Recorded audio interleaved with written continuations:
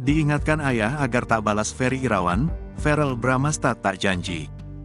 Verrell Bramasta tak bisa menyembunyikan emosinya pada Ferry Irawan yang tega melakukan kekerasan pada ibunya, Vena Melinda.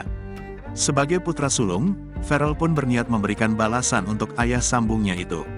Meski diperingatkan oleh ayah kandungnya, Ivan Fadila, Verrell tidak berjanji akan menahan emosinya. Ya, kalau urusan baku hantam, lihat aja deh besok kayak gimana kalau masih ada gimana-gimana yang nggak tahu, kata Verrell, dikutip dari YouTube Kiai Haji Infotainment, Jumat, tanggal 13 Januari tahun 2023. Menurutnya, ia dan sang adik, Atala Naufal siap pasang badan jika Ferry Irawan berani menyakiti ibunya lagi.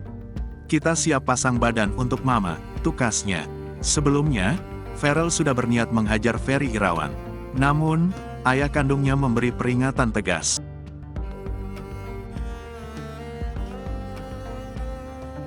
Aku ngobrol sama papa dan dia ngasih pesan yang sangat bijak ya, cerita Verrell. Verrell menuturkan, ayahnya berkata balas dendam tak ada untungnya saat ini. Bagi Ivan Fadila, fokus Verrell untuk Vena Melinda lebih penting.